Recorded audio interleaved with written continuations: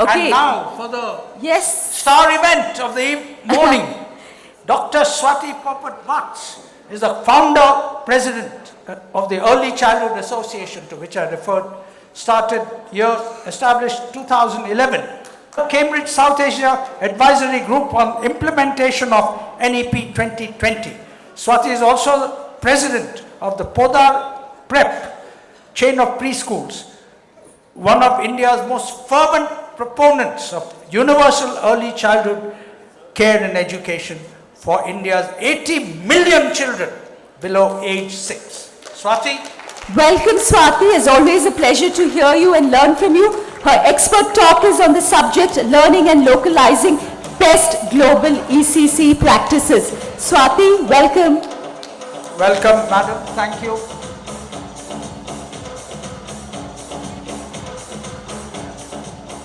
School में तो बोलते रहते हो गुड मॉर्निंग बोलो नमस्कार. It's such a pleasure always to attend India's best conference and awards which are hosted by EducationWorld, and a huge round of applause for Dilip, Sumaya and Bhavin. A huge round of applause please, because had they not started this, early childhood would have never got the respect or recognition that it deserves. Today I can say, when I look at this audience, Tare Zami Par, and all the private preschool owners always come for this conference because of that respect and recognition. So it is very important that we must always keep thanking EducationWorld for making early childhood education the #1 agenda of this country. Thank you so much, Dilip. Thank you, Sumaya, and thank you, Bhavin. You don't know how much it means to the millions of children in this country. Thank you. Yes, hundreds of millions of children in this country. Wonderful. Please keep doing whatever you all are doing, and we are always there with you. My topic, I always love the topics that Sumaya gives me, because it makes me work harder to come in front of the audience and talk about these things. This is in short what the NEP wants the early childhood curriculum to be. And this is something that we should all remember, that when we talk about early childhood curriculum, in the first row is what it should be. ECE should be flexible, multifaceted, multi-level, play-based, activity-based, and inquiry-based. And in the bottom row are the activities that make a part of the early childhood curriculum. This is something I feel you all should frame and keep it in your schools. The sad part about the curriculums that we are using in our schools these days, and here I'm pointing a finger not only to preschool owners but also to publishers, because both of them keep blaming each other whenever we try to correct them on the kind of content which is being used. Publishers say this is what preschools want, and preschools say this is what publishers are giving us. It's very important that the figure on the left is not how children should be in the early years.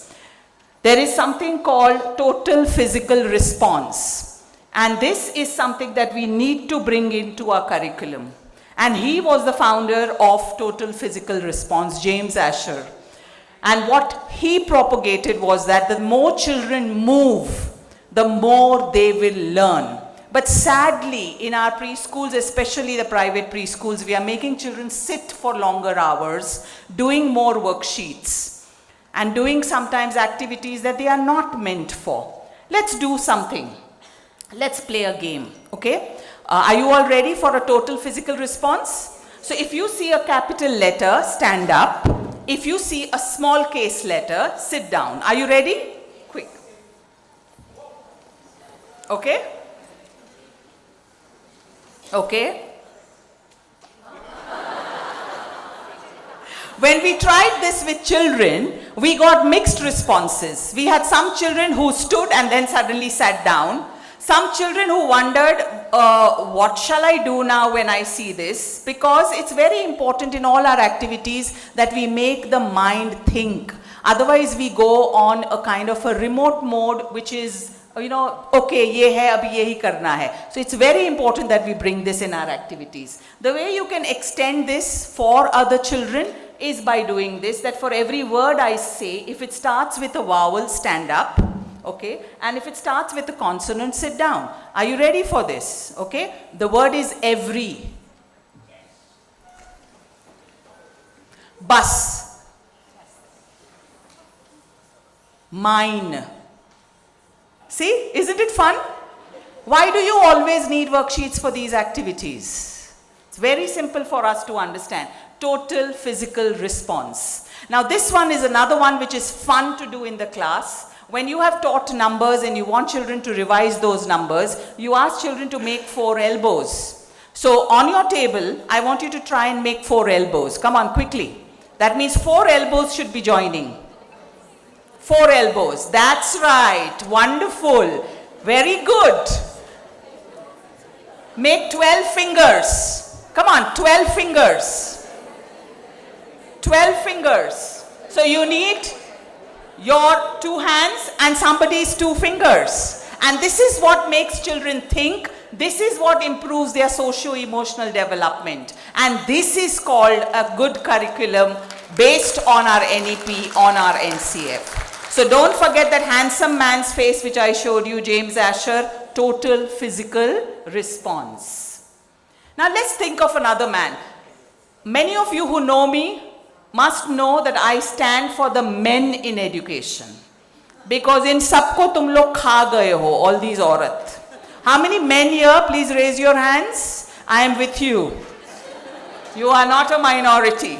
And there have been so many men in education who have been ignored because women know how to outshine them. So no more. Look at this gentleman, another handsome man, Lev Vygotsky. And he talks about ZPD, which means Zone of Proximal Development. And you will see it in our NCF too. It's called GRR, Gradual Release of Responsibility, which means something that I do, which means the teacher does and you watch, then we do together, and then you do on your own.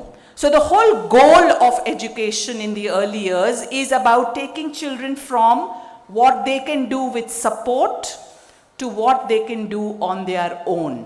And this gap from what I can do with support and what I can do on my own, this gap is called the zone of proximal development. What is the teacher going to do in that gap? Is she just going to sit in an open house and tell a parent, your child doesn't write? Aapka bachcha na padhta nahi hai. That's a pathology report. It's like a blood report that you get and says, oh, your cholesterol is high. What do I do about it?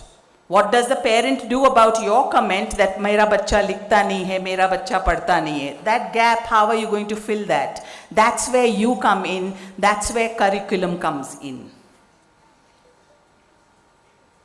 So this is something that we must imbibe in our teachers and in our curriculum. Where are our activities after assessment? I think schools stop at assessment. They think assessment ke baad open house hai. Let's all buy nice clothes to sit in an open house. But no, what about the next step? And this is what's given in the NCF. That move parents away from the grades of A, B, C or excellent, good, can do better. That's telling me nothing about my child. This is the learning trajectory that the NCF wants you to use. Beginner. Beginner means I am trying to do the activity with adult support, which means I'm trying. Okay? Next step is progressing. I am doing the activity but still with adult support. Then comes proficient. I do the activity on my own. Now these words tell a parent where the child is on the learning trajectory. And if you want to read more about Vygotsky, we have a book which we have just published on him called Once Upon a Child, co-authored by myself and Dr. Swarup Sampath Rawal.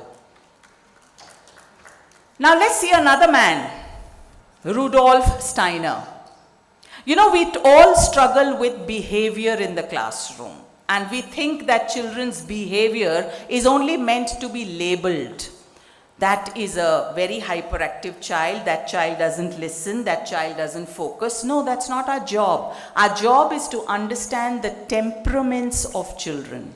Every child has a different temperament and they behave according to the temperament. So all those of you who are interested must read up on Rudolf Steiner and his work on temperaments. What does he say? He says there are 4 kinds of temperaments: melancholic, phlegmatic, choleric, and sanguine. See the chart. Melancholic children don't pay attention easily and they get distracted easily. So what do these children require? They require sympathy, they require empathy, and they require respect. And when you give them these 3, they are quite hardworking and they will be able to do the work. Look at each of these rows. Phlegmatic children, their attention is least easily aroused, which means you'll have to use a lot of material to arouse their attention. So if you understand children's temperaments, you would be able to guide the parents on what to do with them at home. Behavior both in home and school will be solved because you are not only focusing on the behavior, you are focusing on the root cause of the behavior and respecting the temperament of the child. And this is what is going to be required in differentiated learning, which is the goal of the National Curriculum Framework. I'm going to leave you with this poem, which is one of my favorites and which all of us need to remember, The 100 Languages of Children, from Reggio Emilia in Italy. And it says, the child is made of 100. The child has 100 languages, 100 hands, 100 thoughts, 100 ways of thinking, of playing, of speaking. 100, always 100 ways of listening, of marveling, of loving, 100 joys for singing and understanding, 100 worlds to discover, 100 worlds to invent, 100 worlds to dream. The child has 100 languages and 100 more. But they steal the 99. Who are these they? Let's look at that. The school and the culture. They steal the 99. They separate the head from the body. They tell the child to think without hands, to do without head, to listen and not to speak, to understand without joy, to love and marvel only at Easter or Christmas. They tell the child to discover the world already there, and the 100 they steal the 99. They tell the child that work and play, reality and fantasy, science and imagination, sky and earth, reason and dream are things that do not belong together. And thus they tell the child that the 100 is not there. But the child says, no way, the 100 is there. And that's the child in your class whom you are finding difficult to control. And every time you face a child like that, tell yourself, that's the child who's trying to tell me the 100 is there. So it's very important, friends, that we need to focus on why we are in early childhood. Money is fine, but let me tell you something that I truly believe in. Chase Saraswati and Lakshmi will follow you. Chase Lakshmi and Saraswati will go away. And that's what every private preschool owner needs to remember while you are selecting books, while you are selecting a curriculum, while you are selecting a teacher, while you are pulling your hair trying to make parents understand why play is important. Don't give in. Stand up for the right of every child. Don't ever tell us, ma'am kya kare, baaju wali school kar raha hai, isliye karna padta hai. That's not us. Let's be proud of what EducationWorld has done for us, brought us together in a hall like this, with respect, with honor, with regard. Let's do that for every child in our care. Let's do that for every parent in our care. And let's adopt our nearest Anganwadi. Thank you so much.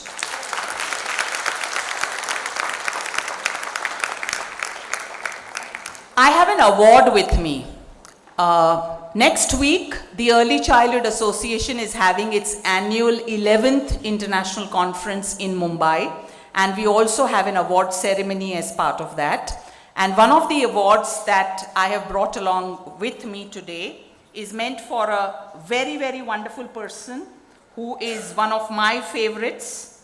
And I'm going to read out what's written on that award. It says, Most Committed Journalist for Advocacy in Foundational and Preparatory Years, presented to Miss Sumeya Yasmin for outstanding work and impact.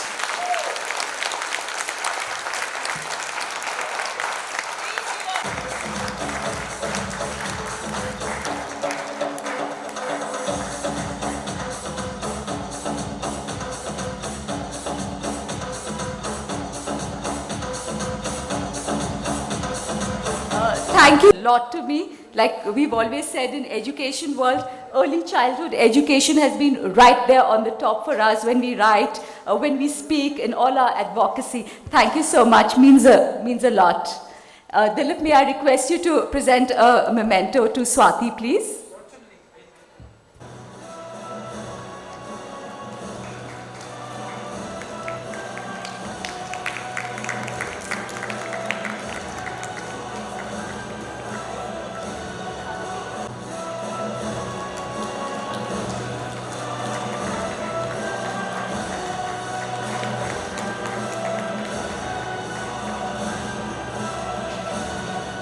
Why we didn't give it to Dilip? We gave it a few years ago. And why didn't we give it to Bhavin? He's getting it next week in Mumbai.